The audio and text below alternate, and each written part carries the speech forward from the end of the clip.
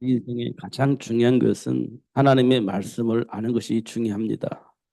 근데 그 하나님의 말씀을 어떻게 하느냐, 이게 중요하죠. 하나님께서 선악과를 먹지 말라 한 이유는 그냥 이론과 어떤 철학과 어떤 지식에 의한 것이 아닙니다. 삶의 현장에서 절대 필요한 거고, 어, 그게 없으면 삶 속에서 어떤 일이 벌어지냐. 저주와 재앙 같은 일이 벌어지기 때문에 저주와 재앙 같은 삶 속에서 당하지 않도록 하기 위해서 하나님께서 선악과를 먹지 말라는 말씀을 주신 겁니다.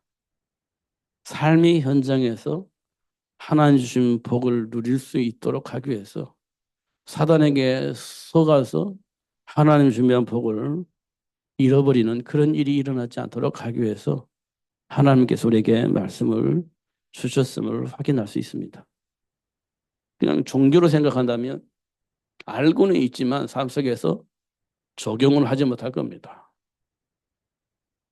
그러나 하나님의 말씀이 삶의 현장에 성공할 수밖에 없고 하나님 준비한 복을 누릴 수 있도록 하기 위해서 주신 말씀이라면 그 말씀 붙잡는 것이 얼마만큼 중요한 일이냐. 어, 그 무엇보다도 중요한 일이죠. 왜냐하면 그 안에 모든 것이 있어요. 축복이 있습니다. 내가 원하는 삶이 그 속에 있습니다. 그러나 그걸 벗어나면 우리는요, 내가 원하는 삶은 내 삶 속에 들어오지 않습니다. 오히려 저주와 재앙 같은 삶이 내 삶 속으로 들어오는 겁니다. 그걸 알고 계시는 하나님께서 당하지 않고 준비된 복을 누릴 수 있도록 하기 위해서 우리에게 말씀을 주셨음을 확인할 수 있습니다. 그러니까 말씀 안에서 생각을 해야 된다니까요. 말씀 안에서 생각을 해야 되는 거예요. 그래서 창세기 6장 내피름 문화의 사람들은 하나님의 말씀을 무시했습니다. 왜냐? 자기가 원하는 삶을 살기 위해서, 자기 기준 속에서 살기 위해서, 자기가 가지고 있는 그걸 절대 놓치지 않기 위해서 하나님의 말씀을 무시하고 자기가 원하는 것을 끝까지 밀고 나간 겁니다. 그러니까 하나님께서 야, 이들을 무엇으로 막을 수 있을까? 막을 수가 없구나, 이제는. 그래서 홍수 내리신 거죠. 홍수 내리신 겁니다. 지금 우리 생각 속에 있는 그 강한 그 생각들, 그걸 하나님 말씀 안에 내려놓아야 되는데 안 내려놔졌습니다. 음, 내 안에 있는 그 강력한 그 삶의 이유, 어, 나름대로의 어떤 삶의 기준을 가지고 있는데 그걸 하나님 말씀 안에서 내려놓으려는 안 내려놔져요. 왜냐? 이것은 나는 없어 이렇게 생각을 하니까 내려놓을 수가 없는 겁니다. 그러면 그럴수록 우리는 어떤 일이 벌어지냐? 실패하는 삶으로 들어가게 되어집니다. 사단의 올무에 묶이게 되어지는 겁니다. 그럼 어떤 일이 벌어지겠습니까? 성공하는 것처럼 보이는데 결국은 망하는 결과가 초래된다는 것을 확인할 수가 있습니다. 음, 우리는 단순하게 기독교인으로 사는 게 아닙니다. 하나님과 함께하는 하나님의 자녀의 신분검색을 가지고 사는 겁니다. 그걸 가지고 세상을 봐야 돼요. 그러면 사단이 얼마만큼 교묘하게 정사와 권세잠자를 통해서 우리 생각과 삶을 왜곡하고 하나님과 함께하는 삶 자체를 왜곡되어지게 만들어서 얼마만큼 타락하게 만드는지 확인할 수가 있습니다. 이걸 사도 바울은 뭐라겠냐? 철학이라 했습니다. 세상의 철학은 우리를 구원받을 수 있도록 인도하지 않는다. 음, 올바른 삶으로 우리를 이끌어가는 것처럼 보이지만 구원의 삶 속으로 우리를 이끌어가지 못한다. 그래서 세상에서 말하고 있는 삶의 철학은 초등학문에 불과하다. 이렇게 얘기를 하고 있습니다. 여러분, 이 말씀을 깊이 묵상을 해야 됩니다. 그래야 내가 사대의 올무에서 벗어날 수 있습니다. 그렇지 않으면 사단의 올무에서 못 벗어나요. 소돔과 고모라의 사람들이 어, 아브라함의 어, 에게 복음을 듣고도 생각을 바꾸지 못한 이유는 사단의 올무에 묶여 있기 때문에 올무에서 벗어날 수가 없어서 말씀을 듣지 못한 겁니다. 왜냐하면 자기들이 추구하는 삶이 있습니다. 근데 하나님과 함께하는 삶은 그걸 누릴 수가 없는 겁니다. 그걸 양보해야 돼요. 아니 양보하는 것이 아니라 그걸 내려놓고 하나님을 따라야 되는데 그렇게 하기는 싫은 거예요. 그래서 아브라함의 전도를 받지 않은 거예요. 한 사람도. 그래서 소돔과 고모라가 망했거든요. 지금 이 땅에 수많은 사람들의 모습을 봐보세요. 하나님 말씀 잘 안 믿습니다. 왜냐? 내 안에 나름의 삶의 기준이 있고 이유가 있습니다. 그것 때문에 하나님의 말씀을 안 믿습니다. 결코 안 믿어요. 근데 필요할 때는 믿는다고 얘기하지. 필요할 때는. 내 삶 속에 필요할 때는 믿는다라고 얘기를 합니다. 왜? 문제가 해결되어져야 되고 복을 받아야 되기 때문에 그때는 예수를 믿는다고 그래요. 그런데 하나님이 원하신 그 일 때문에 내, 내가 원하는 삶을 나름대로 내려놔야 될 때, 포기해야 될 때는 하나님의 말씀을 안 믿습니다. 하나님의 말씀 거부합니다. 지금 이 땅에 많은 기독교인들의 모습을 보면 그렇게 살고 있음을 확인할 수 있습니다. 그럼 이 세상 어떻게 되겠습니까? 이 세상 망하는 겁니다. 어,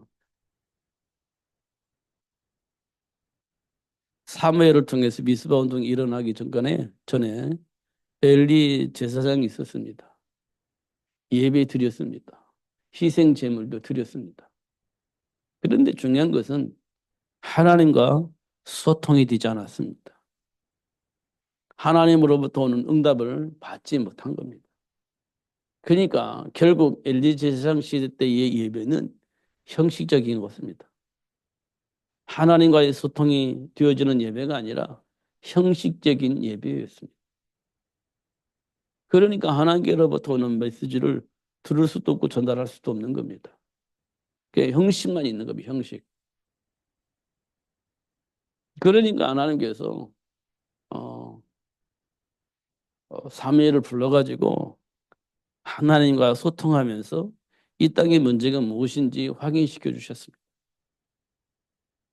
사무엘을 통해서 이 땅의 문제가 무엇인지 확인시켜 주셨어요. 그리고 사무엘을 통해서 계속 소통하면서 하나님의 계획을 백성들에게 전달할 수 있도록 그렇게 하셨습니다. 그게 미스바 운동이에요. 미스바 운동을 통해서 결국은 이 땅의 모든 사람들이 하나님이 우리에게 주신 축복과 하나님이 원하시는 것이 무엇인지 알게 되어지니까요. 어떤 일이 벌어집니까? 전부 다 우상을 내려놨습니다. 그리고 구원해 주신 하나님을 찬양하게 되어진 거죠. 이게 하나님의 소원입니다. 우리가 삶 속에서 일어나는 일들 속에 나타나는 반응들을 한번 살펴볼 필요가 있습니다. 억울할 때 나타나는 반응들. 그리고 삶의 문제로 한계를 만났을 때의 반응들. 또 인간관계에서 뒤틀려졌을 때, 또 틀렸을 때 나타나는 반응들. 분명히 있습니다. 분명히 있어요. 그때 우리가 뭘 확인할 수 있냐? 나 영적 상태를 확인할 수 있는 겁니다. 영적 상태가 어떻게 확인하냐? 그리스도 안에 있으면 평안입니다. 그리스도 안에 있으면 평안이에요.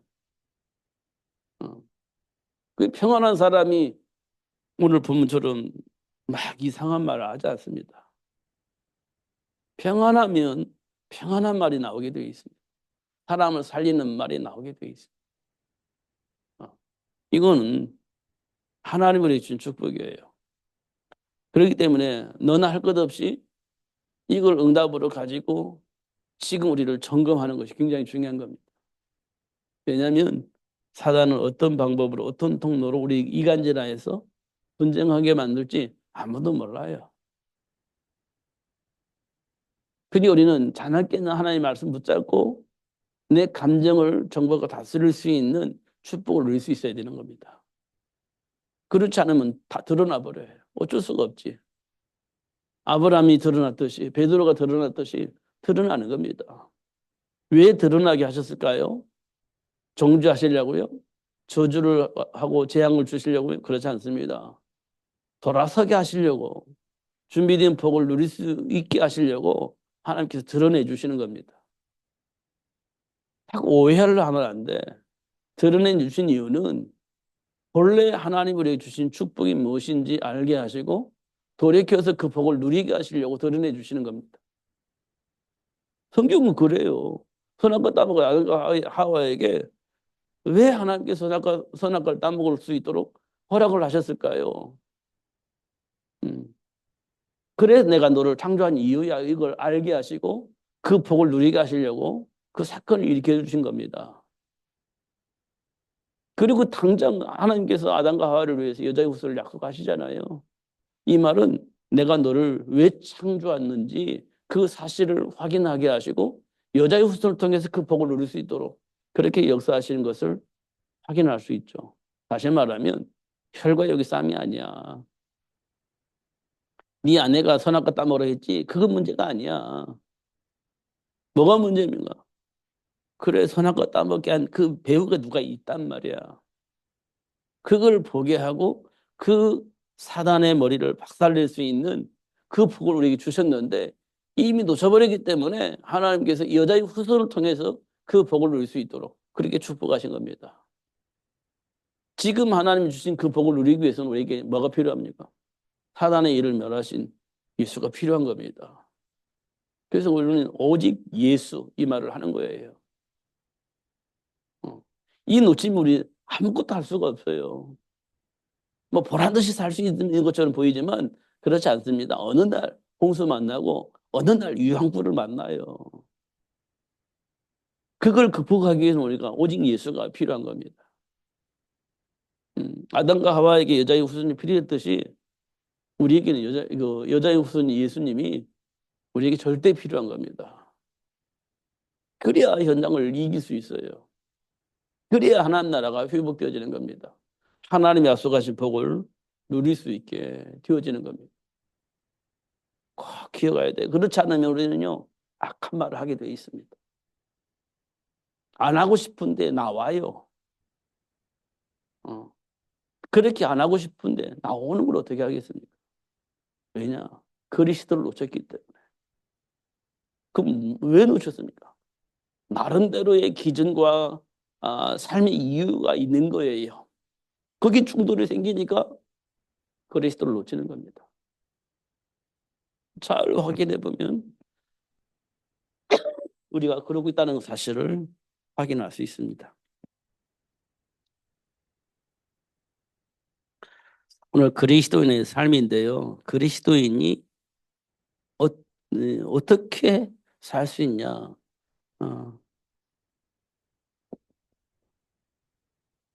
삶의 가치를 알아야 그리스도 안에 있는 축복을 누리며 살 수 있습니다. 삶의 가치를. 중요한 것은 삶의 이유가 생기는 겁니다. 가치를 알면 삶의 이유가 생기는 겁니다. 가치를 모르면 삶의 이유가 없어지기 때문에 무슨 일이 벌어질까요?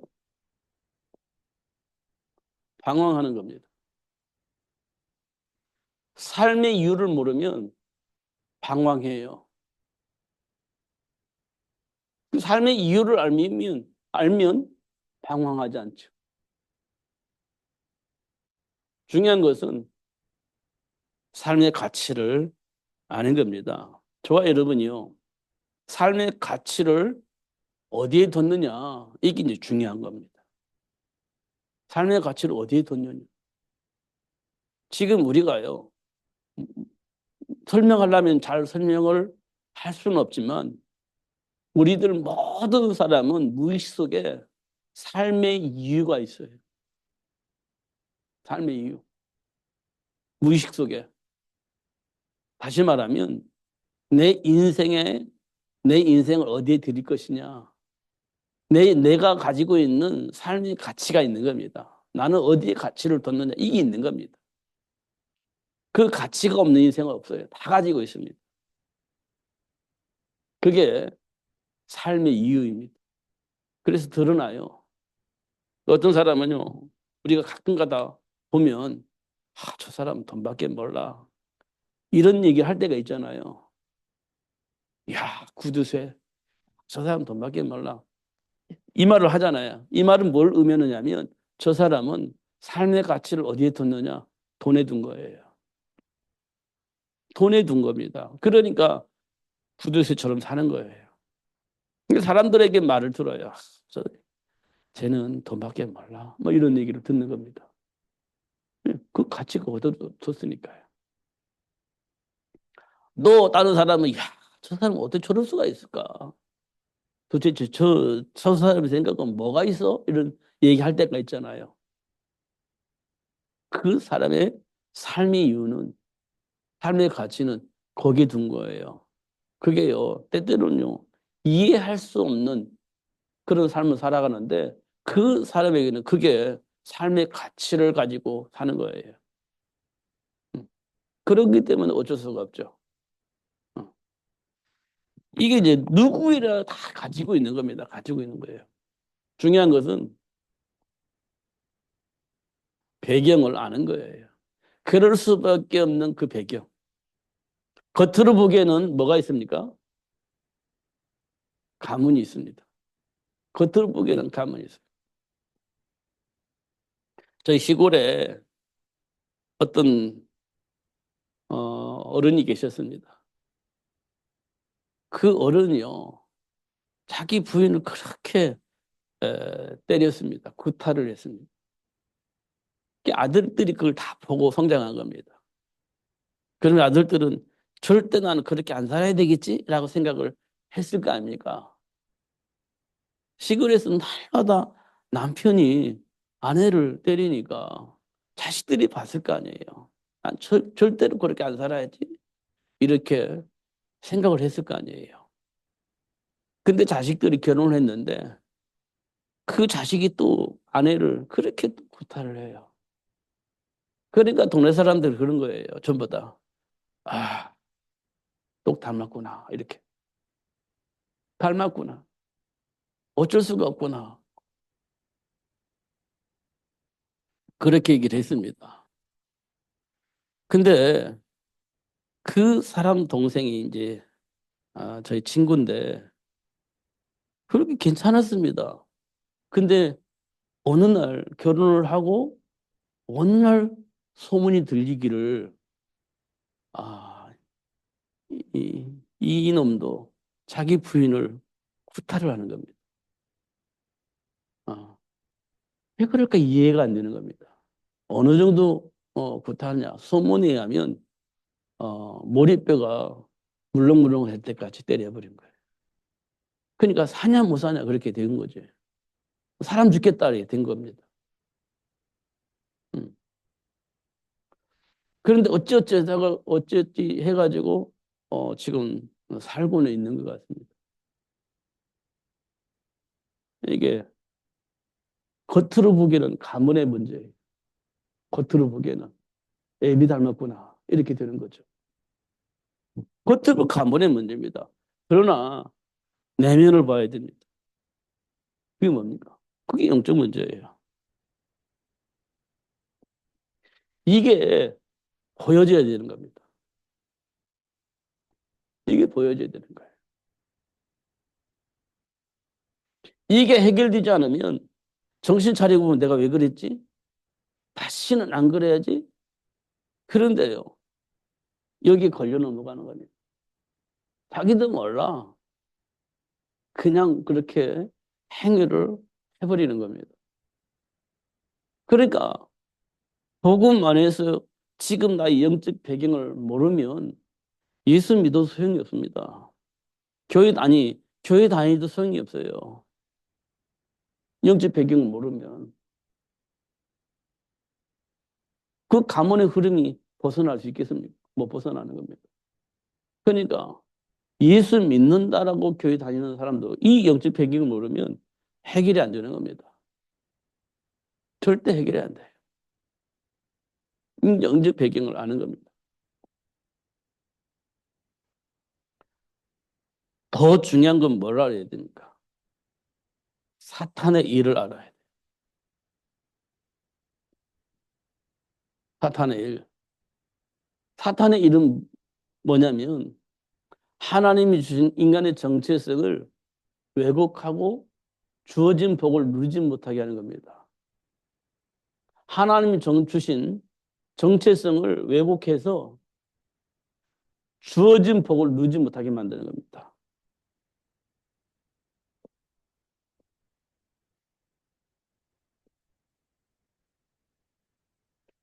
주어진 복을 누릴 수 없도록 만들어요. 그게 사탄의 일입니다. 사탄의 일. 이 가운데 가장 중요한 것이 뭐냐? 바리새인의 율법주의입니다.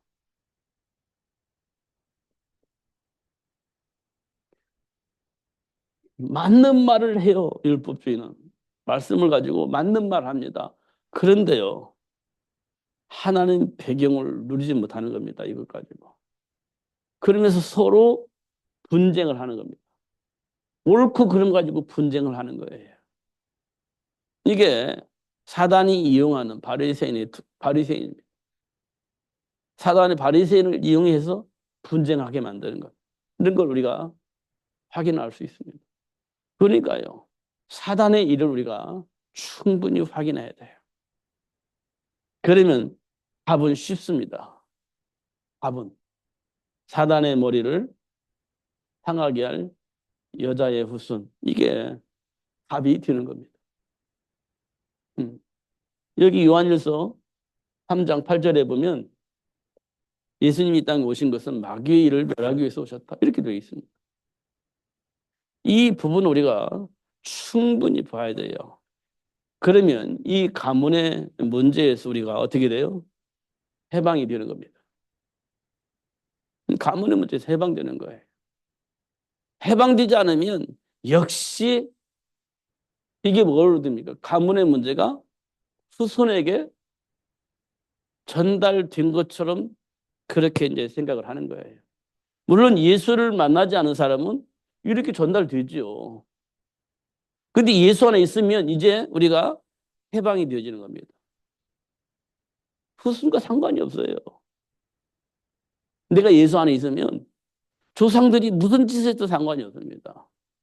해방된 겁니다. 그잖아요.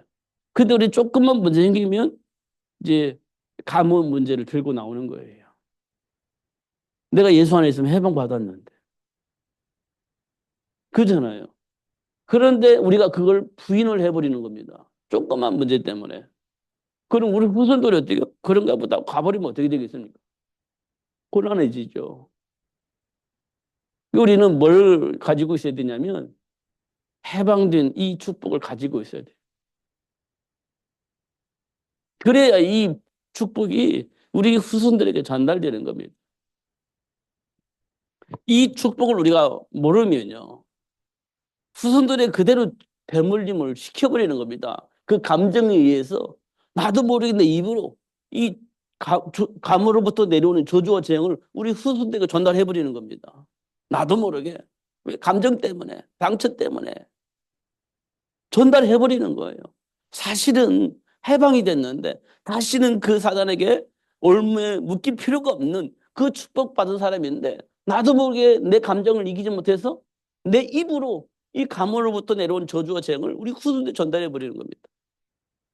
여러분 생각해 보세요. 그 끔찍한 일이 아니에요. 정말 끔찍한 일이죠. 근데 우리는요 생각을 안 하고 막 해버리는 겁니다.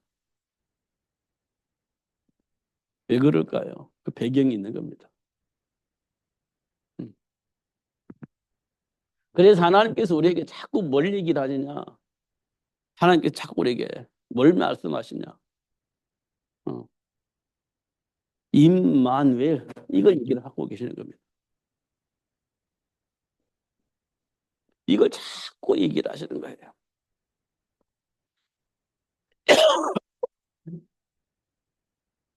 이걸 위해서 하나님께서 창세기 2장 17절 주셨잖아요. 내가 너와 함께 할 거야.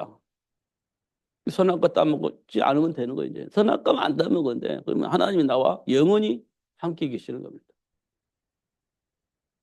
그런데 여기에서 창세기 3장 사건이 일어납니다. 이때 무슨 일이 벌어지죠? 하나님과 분리되는 일이 벌어집니다. 그래서 저주와 재앙 속으로 들어가 버린 거죠. 하나님이 약속하신 복을 누릴 수 없는 저주와 재앙 속으로 들어가는 겁니다. 하나님과 분리되니까. 이거 우리가 정말 깊이 생각해야 됩니다. 이거 삶 속에서 확인해야 돼요. 그런데 하나님께서는 이 하나님을 떠나서 분리돼서 저주와 재앙 속에 있는 아담과 하와에게 하나님 찾아오셨습니다. 그리고 창세기 3장 15절에 말씀을 주셔요. 이 말씀을 왜 주셨을까요? 하나님이 우리와 함께 하시기 위한 방법으로 창세기 3장 15절을 주신 겁니다. 하나님과 함께 할 수 있도록.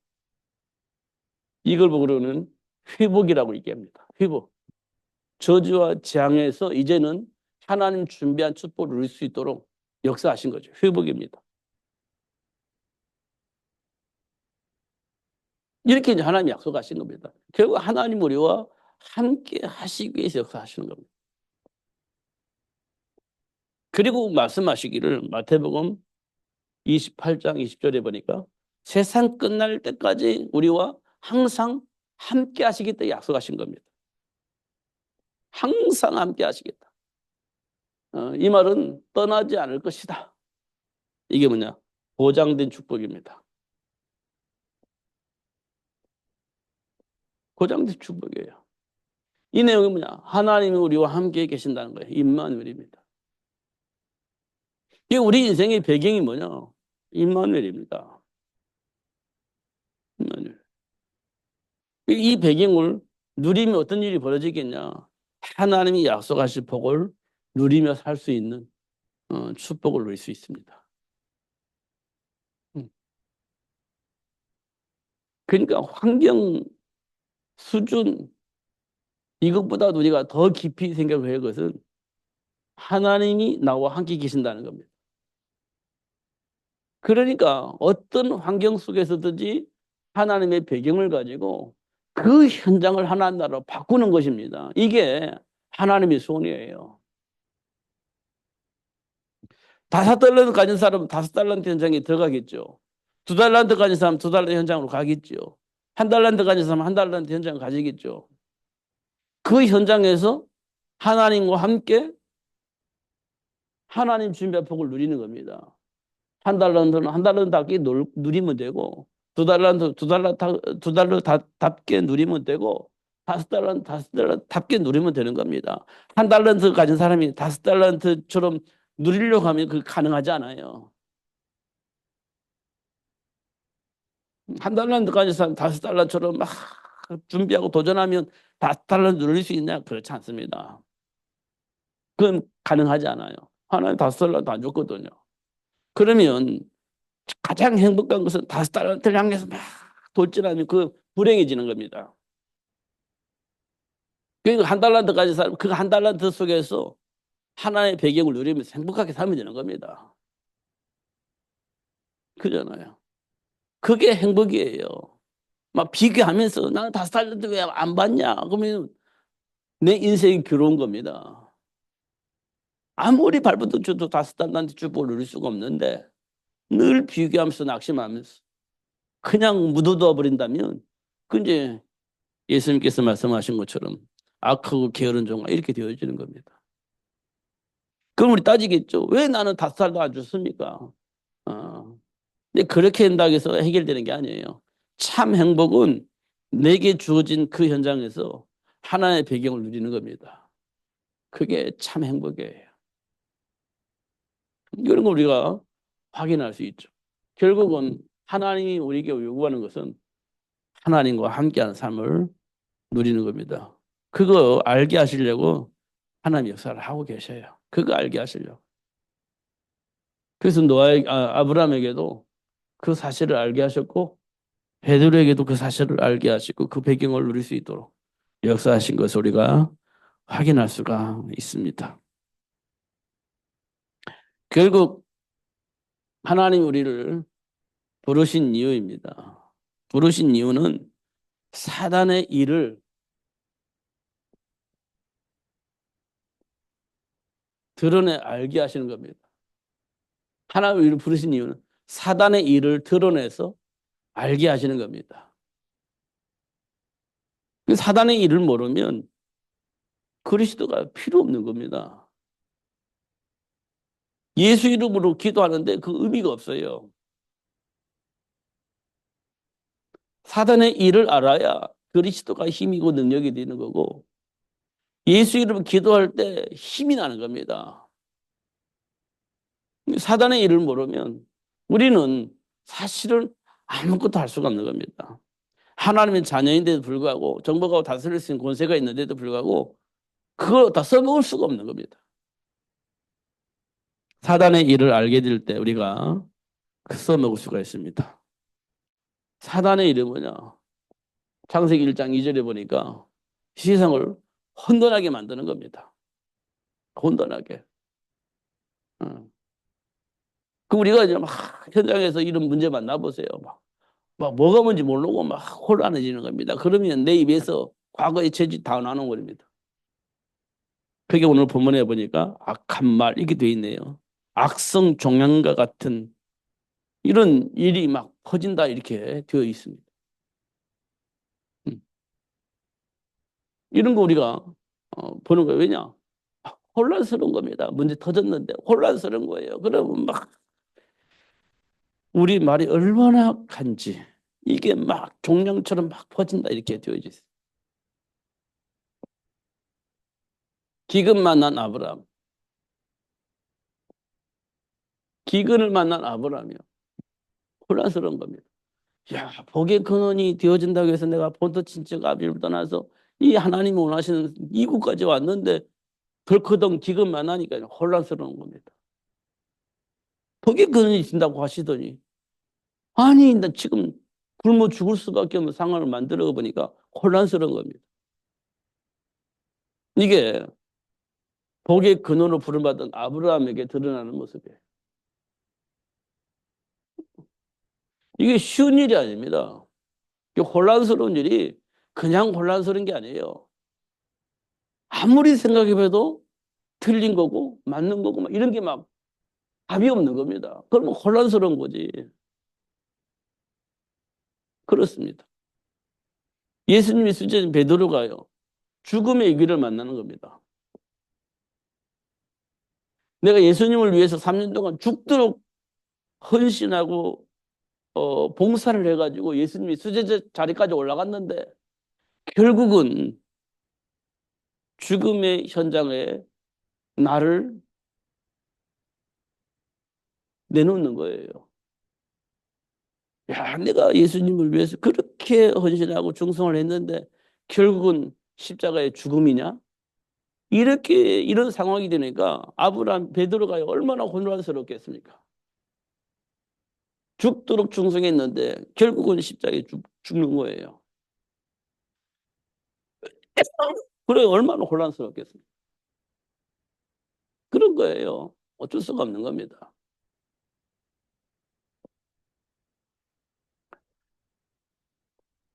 사도 바울은 죽을 때부터 아니 처음부터 시작된 그 삶의 규모가 율법이었습니다. 근데요 율법으로는 흠이 없는 겁니다. 흠이 없는 삶을 살았어요.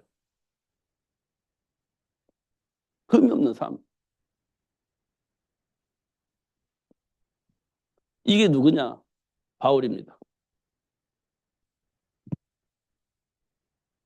근데 바울이요 예수를 만났습니다. 예수를. 예수를 만나니까 막 혼란스러운 겁니다. 자기가 가지고 있는 여러 가지 것들이 있는데 삶의 기준이 있는데 예수를 만나고 하니까 막 혼란스러운 겁니다. 이걸 어떻게 해야 되지? 혼란스러웠을 거예요.